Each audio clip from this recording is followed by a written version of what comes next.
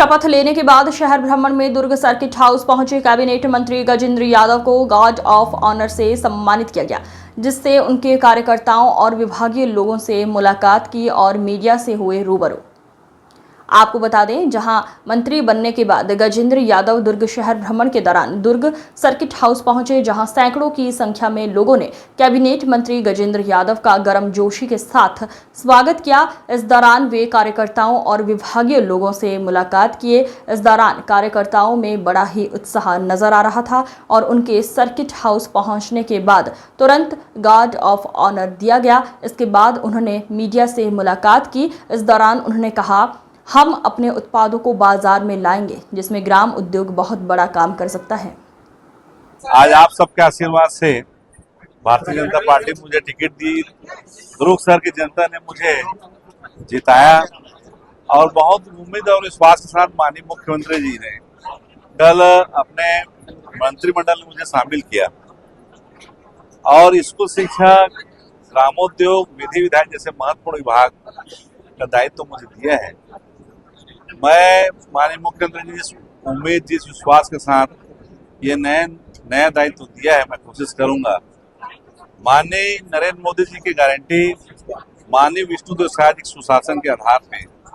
छत्तीसगढ़ में हम अच्छा से अच्छा काम करने का प्रयास करेंगे। स्कूल शिक्षा विभाग, हम सब जानते हैं कि आदमी के जो मूलभूत जो आवश्यकता है उसमें शिक्षा बहुत महत्वपूर्ण होता है और स्कूल शिक्षा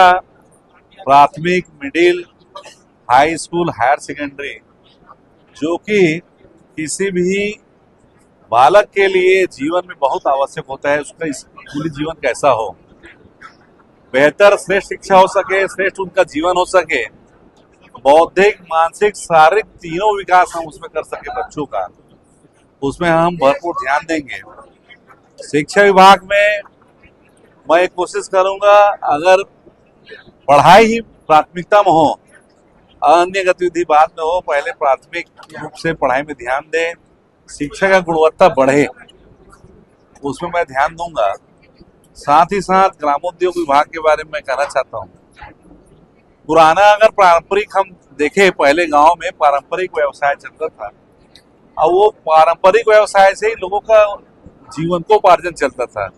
अर्थव्यवस्था वहीं चलती थी। माननीय Narendra Modi ji local for vocal जो चलाए और अभी हम सब देख रहे हैं विश्व में अमेरिका जो टैरिफ कार्ड लागू कर रहा है, कहीं कहीं भारत के ऊपर भी दबाव डाल रहा है, उसका सबसे अच्छा उपाय ये है हम अपने उत्पादों को ही बाजार में लाएं, उसको उपयोग करें, उपभोग करें। उस दिशा में ये ग्रामोद्योग एक बहुत बड़ा काम कर सकता है। ग्रामोद्योग विभाग में हम गाँव के स्थानीय युवाओं के, स्थानीय महिला समूह के, इन लोगों को प्राथमिकता देकर उनको काम भी दिलाएंगे, मार्केटिंग भी कराएंगे और उनको अलग अलग प्रकार के प्रशिक्षण हम उनको जीविकोपार्जन के लिए करेंगे। देखिए, आप सब जानते हैं, जो माननीय नरेंद्र मोदी जी ने इस बार पूरे देश के बहुत बड़ी संख्या में स्कूलों को पीएम श्री स्कूल में घोषणा किया है। हमारे प्रदेश में जो पिछली सरकार में आत्मानंद के नाम से जो स्कूलें चलती थी, सारे स्कूलों को हमने पीएम श्री में लिया है। पिछली गवर्नमेंट में डीएमएफ फंड के आधारित वो आत्मानंद स्कूल चलते थे, जिसके कारण कहीं ना कहीं उन टीचरों के वेतन, आहरण और अलग प्रकार के आर्थिक